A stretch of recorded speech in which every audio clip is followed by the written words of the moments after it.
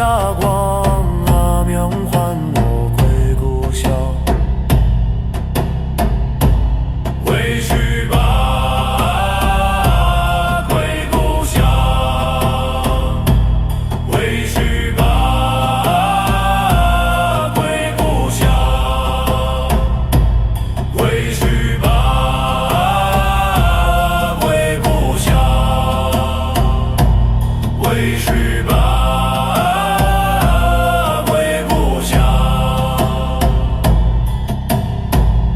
去吧，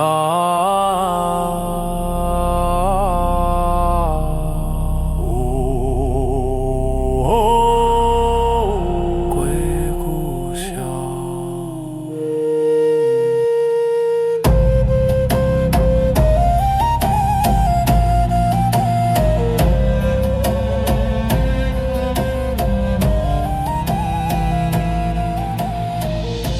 篱笆战写信。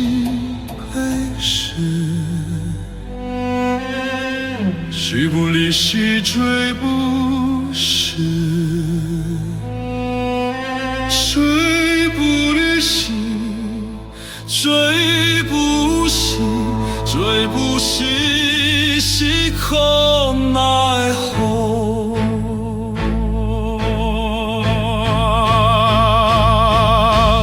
篱笆山兮。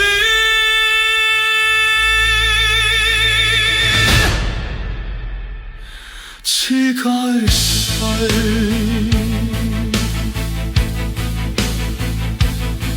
于是，于是，奈若何？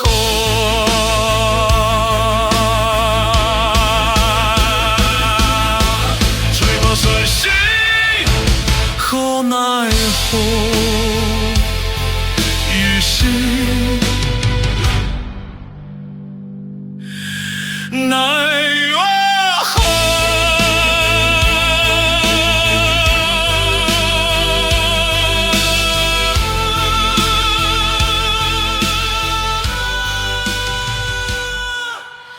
한이랴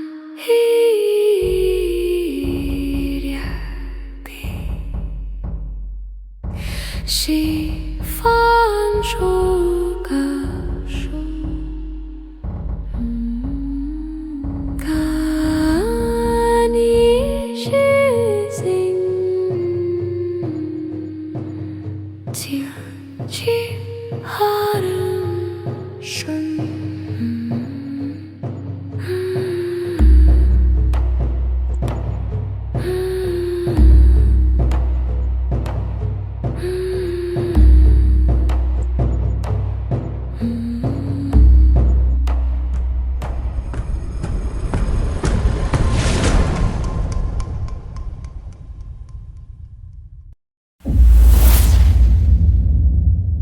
A little over a year ago, at the Battle of the Wei River in the state of Qi, Han Xin's army of 100,000 men annihilated the 200,000-strong joint forces of Qi and Chu, led by the general Longzhu.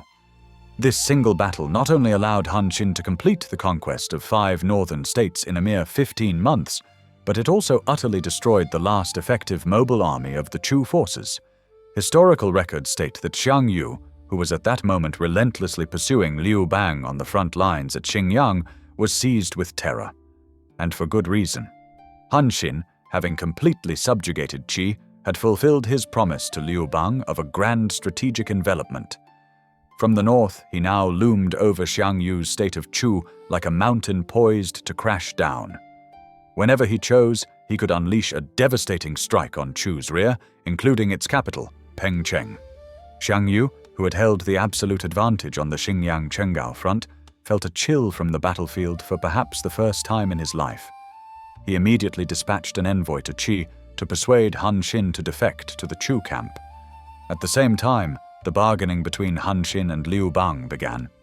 The envoy sent by King Xiang Yu of Chu arrived in Qi, and his plea for Han Xin's defection centered on 3 points. First, the world was already settled. The struggle for supremacy between Chu and Han was a war instigated solely by Liu Bang's greed for the empire. This was unjust. Second, Liu Bang was no match for Xiang Yu.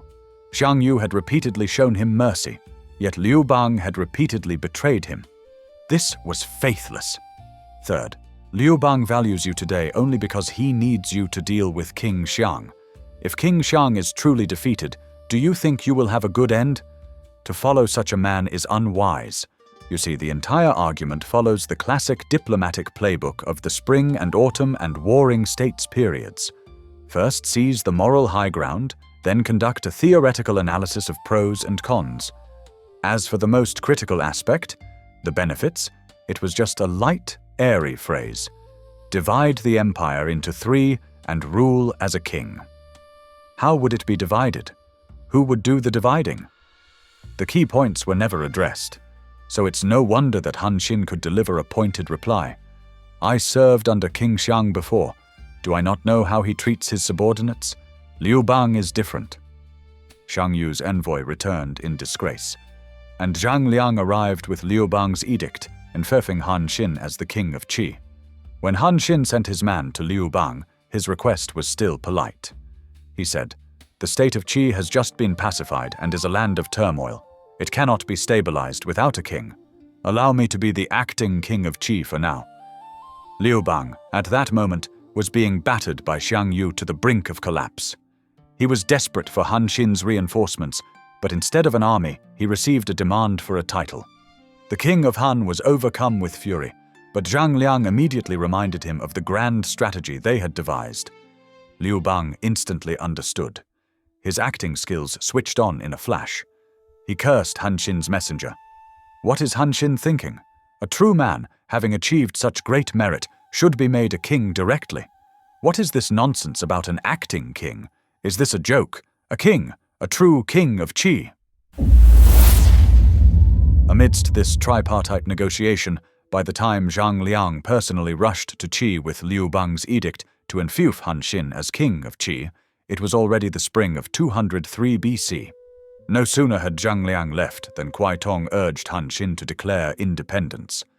In the current situation, he argued, if you side with Han, Han wins. If you side with Chu, Chu wins. It is better to benefit both sides and ensure your own survival. Divide the empire into 3, stand as one leg of a tripod, and no one will dare to move against you.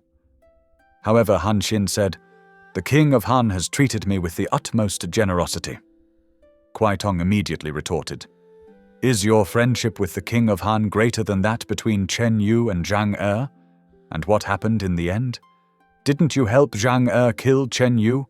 Your merit is now so high it overshadows your master, and there is no greater reward left to give. Do you really think you can land safely?" Han Xin, at a loss for words, could only say, "I know, I will consider it." Yet in the end, this war sage, a man born of the old aristocracy, a man whose mind knew only warfare, a man who, despite his insight into human nature, still harbored a romantic spirit, could not bear to betray Han. In short, Kuai Tong failed to persuade Han Xin to declare independence. The greatest variable in the Chu-Han contention was thus eliminated. Meanwhile, Xiang Yu and Liu Bang were locked in a stalemate at Mount Guangwu, separated by the Hong Canal.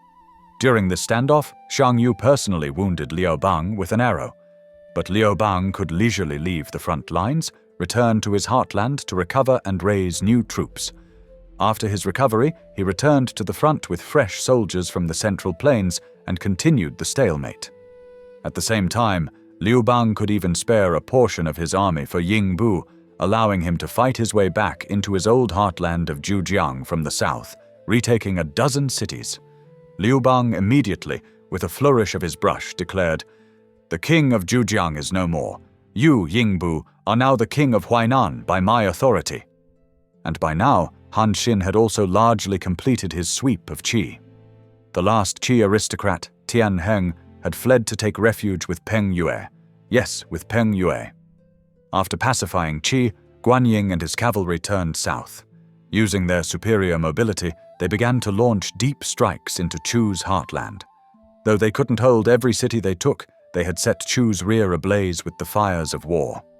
In addition, with Peng Yue and Liu Jie's forces already attacking Chu's rear, the entire state of Chu was now a battlefield, with no corner left untouched. The war could not be sustained any longer. And so, Chu and Han negotiated for peace. As for who initiated the talks, the records of the Grand Historian offers conflicting accounts. But because the terms dividing the empire at the Hong Canal were so incongruous with the strategic advantage the Han army held at the time, it is highly probable that Xiang Yu was the one who sued for peace, offering the return of Liu Bang's captive father and wife as his bargaining chip. The time was now October of 203 BC. Another winter was coming. The histories record that when the treaty was signed, soldiers on both sides cheered, "Long live!" After years of brutal warfare, they could finally lay down their arms and go home. But then, Zhang Liang once again came forward to persuade Liu Bang. They told him he must not pass up this golden opportunity to beat the drowning dog, to pursue Xiang Yu's army on its eastward retreat while it was exhausted and starving. Liu Bang was persuaded. He led the main Han army from the Xinjiang front in pursuit of the retreating Chu forces. At the same time, he sent envoys to Peng Yue and Han Xin, ordering them to join the chase. After a half-month pursuit, Liu Bang's main force finally caught up with the Chu army at Guling. But then came two surprises and two inevitabilities. The first surprise, the man commanding the Chu rearguard, was Xiang Yu himself. The second surprise, the armies of Peng Yue and Han Xin had not arrived. They hadn't even set out. The first inevitability, in an open-field battle, the furious Xiang Yu and his rearguard inevitably crushed Liu Bang's pursuing Han army. The second inevitability, in a defensive battle, Liu Bang once again inevitably held off Xiang Yu's vengeful assault from behind the walls of the small city of Guling and its hastily built fortifications. The historical records from this point are somewhat chaotic, but the general picture is that the two sides were locked in a brief stalemate. Liu Bang held Guling, while Xiang Yu's Chu army halted at Chenxia, a mere 25 kilometers away. And it was then that Zhang Liang once again had to shake Liu Bang to his senses. Why didn't Peng Yue come? Why didn't Han Xin come? Why didn't Yingbu come? Are you really that blind, or are you just pretending to be? Liu Bang finally understood. He remembered his lament after the disastrous defeat at Pengcheng, when he had vowed to give away all the lands east of the Hangu Pass to any hero who would join him in defeating Xiang Yu. Xiang Yu was not yet defeated, and there was only one reason why. He had not yet fulfilled that promise. Or rather, the heroes of the empire had not yet seen his resolve to fulfill it. And so, from his besieged position at Guling, Liu Bang sent out a flood of messengers. They carried promises, inducements, and invitations to carve up the empire.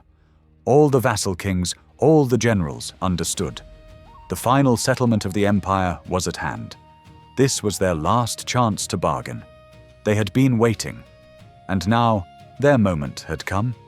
In just over a month, Peng Yue, having been promised a kingdom, mobilized his army.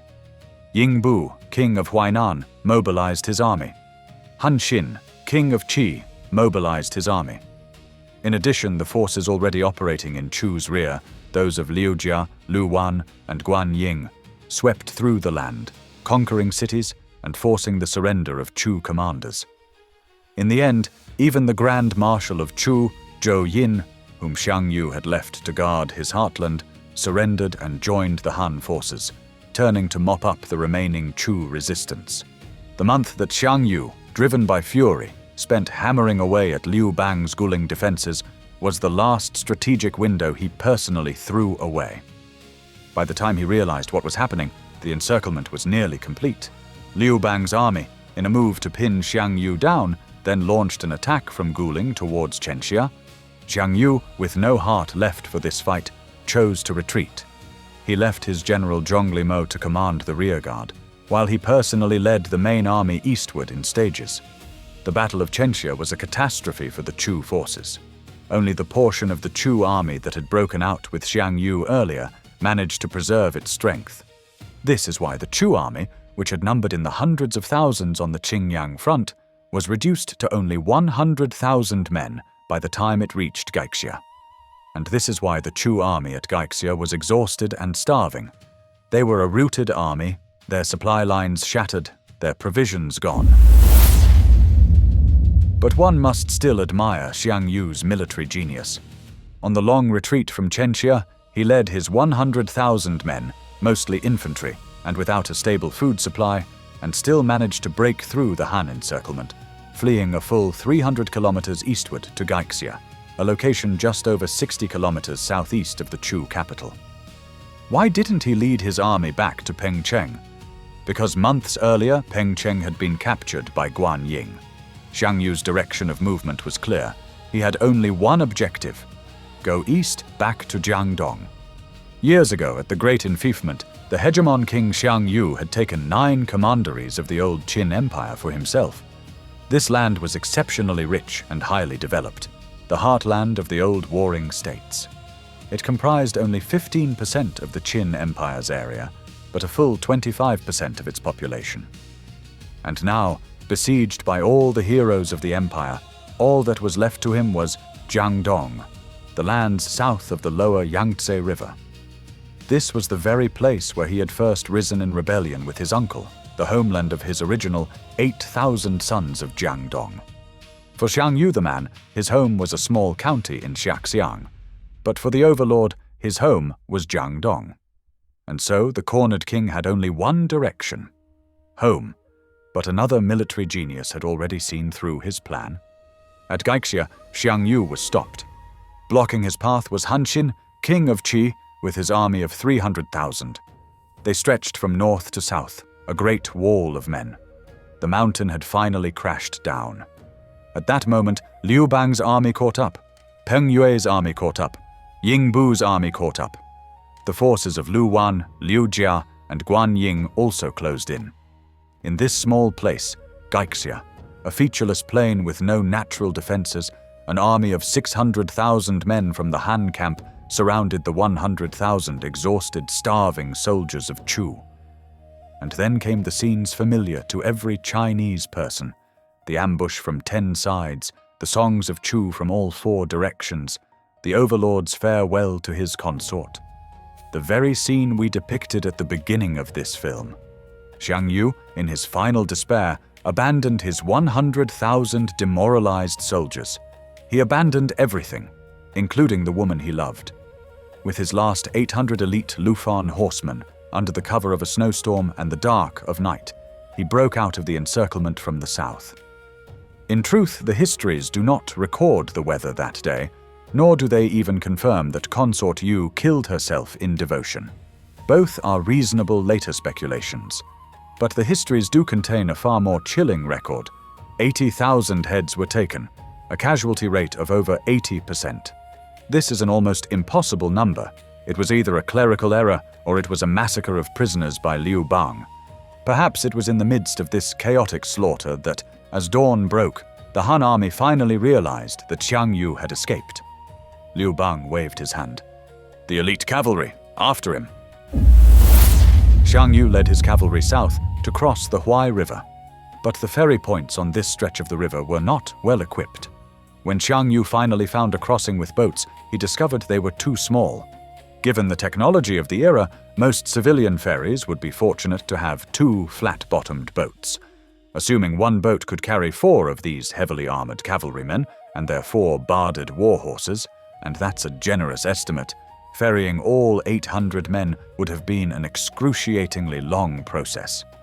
The time advantage gained by his nighttime breakout would have been completely lost. So, Xiang Yu made a wise decision. He handpicked just over 100 of his most elite horsemen to cross the river with him. After crossing, Xiang Yu rode hard for dozens of miles. But then he was suddenly enveloped by a dense fog, a common occurrence in the wetlands of the Jianghuai region. Visibility dropped to near zero. In the chaos, Xiang Yu lost his way. He had no choice but to ask a local farmer for directions. We don't know if the farmer did it intentionally or not, but the path he pointed out led Xiang Yu and his 100-plus heavy cavalrymen straight into a marshy swamp. This type of terrain is a death trap for heavy cavalry under any circumstances, let alone in a thick fog. Here, Xiang Yu not only lost precious time, but also suffered significant non-combat losses. By the time the fog finally lifted and Xiang Yu found the correct road, leading him to the county of Dongcheng, he had only 28 horsemen left. And at that moment, the Han army caught up. The histories state the pursuing Han cavalry numbered in the thousands. Xiang Yu, having been thwarted by the river, lost in the fog, and misled by a farmer, felt his confidence falter. And so, as if in a fit of defiance, he declared, "Since I first raised my army 8 years ago, I have fought over 70 battles and never known defeat. To be trapped here today, it is heaven that wishes to destroy me, not that I am incapable of fighting. It seems I will not escape death today. But I will lead you in one final desperate battle. I will lead the charge, and I must win 3 victories against our pursuers to break through for you. I will show you that it is heaven that is destroying me." Then Xiang Yu divided his tiny force of 28 men into 4 squads. From a high vantage point, he launched an unbelievable charge against the Han cavalry that was just beginning to surround them. Pointing at a Han cavalry general in the formation, Xiang Yu roared, "Follow me. Watch as I cut down a general for you." The Han cavalry, never imagining that a few dozen men would dare to charge, immediately scattered. No one dared to face him head-on. Xiang Yu plunged into their midst, and with a single thrust of his spear, struck the Han general from his horse. The Han army was thrown into panic and fled. At that moment, one of Han Xin's cavalry generals, Yang Shi, charged forward with his men. But just as they were about to clash, Xiang Yu, in mid-gallop, suddenly reined in his horse, turned and charged straight back at Yang Shi, letting out a deafening roar like a thunderclap. Yang Shi and his horse were both seized with terror. They turned and fled. Most of the other Han pursuers reacted the same way. No one dared to meet Xiang Yu in single combat. He led his men for several miles and was about to shake off the pursuit when the Han cavalry, having searched for him in 3 separate groups, caught up again. Xiang Yu, summoning his divine might, turned and charged into the pursuers once more. He cut down a Han commandant. His own men, their spirits soaring, followed him in a ferocious charge. 100 Han cavalrymen were killed. The pursuers scattered again. Xiang Yu regrouped his men. He counted them. He had lost only 2. The overlord's confidence seemed to return. He asked, "Was I not right?" His men bowed in submission. "Your Majesty was right." Having temporarily shaken off his pursuers, Xiang Yu arrived at the bank of the Wu River. And it is here that the historical records leave us with a great mystery and one of the most enduring classic moments in Chinese culture. To this day, we think of Xiang Yu, who would not cross the river back to Jiangdong. The histories say that when he reached the Wu River and saw the ferryman who had a boat ready for him, Xiang Yu, after days of fighting his way from Gaixia, suddenly lost heart. He chose to give up. His reason: "I crossed the river heading west with 8,000 sons of Jiangdong. Today, not a single one returns with me. Even if the elders of Jiangdong take pity on me and make me their king again, what face would I have to see them?" This was almost certainly Sima Qian's final dramatic touch, his last chance to portray Xiang Yu as a man of honor and shame, a chivalrous hero with a strong sense of justice and morality. But the reality was likely not so noble. We find a clue in another historical text. When Han attacked Xiang Yu, Wu Zhu and Yao, leaders of the Yue people, aided Han. When Liu Bang attacked Xiang Yu, the leaders of the Yue people in the south were on the Han side. Later, after the fall of Chu, one of them was rewarded and made a king. So, the most probable reality is this. When Xiang Yu, having exhausted his last ounce of heroism, fought his way to the Wu River, he was met not just with the ferryman's boat, but with a piece of terrible news. In his homeland of Jiangdong, the Yue people were now in open rebellion, attacking cities and seizing territory. His last refuge was gone. What kills a hero is never failure, it is despair. Xiang Yu despaired. He had not despaired when he lost the north. He had not despaired when he lost Xinjiang. He had not despaired when he lost Pengcheng. He had not despaired when he fled from Chenxia, nor when he broke out of Gaixia, nor even perhaps when he escaped from Dongcheng. But now he was utterly broken, because the home he had imagined, the place where he could rest and rise again, was no more. The hero chose to die. Watching the Han pursuers gradually closing in, seeing the narrow terrain of the riverbank, Xiang Yu gave his prized warhorse, Wu Jue, to the ferryman. Then he ordered his last 26 horsemen to dismount and fight on foot. They threw away their long halberds and lances, drew their short swords, and charged into the endless sea of Han soldiers. They fought with the certainty of death, roaring, ignoring their wounds and their exhaustion, just as they had on the battlefield of Julu, just as they had on the plains of the north, just as they had at the Hangu Pass, just as they had at Pengcheng, at Xingyang, at Chenggao, at Guling, in every battle where they had stood with their overlord. But even gods can die, let alone mortal men. In the end, after all his followers were dead, the histories say that Xiang Yu himself had suffered more than 10 wounds and had single-handedly killed hundreds of Han soldiers. When all the pursuers, terrified of his divine might, no longer dared to approach and simply surrounded him, Xiang Yu saw a Han general, Lu Matong, in the distance. He cried out, "Is that not my old friend Lu Matong? I have heard that Liu Bang has placed a price of 1,000 gold pieces and a fief of 10,000 households on my head. For the sake of our old acquaintance, I will do you this favor." With those words, Xiang Yu drew his sword and cut his own throat. His blood spilled upon the riverbank. The Han soldiers hesitated for a moment, then every one of them, regardless of rank or unit, surged forward, slaughtering each other. They fought to claim Xiang Yu's head. They fought to carve up his body. They fought to seize the glory of a marquisate. Just as the vassal kings had carved up the empire,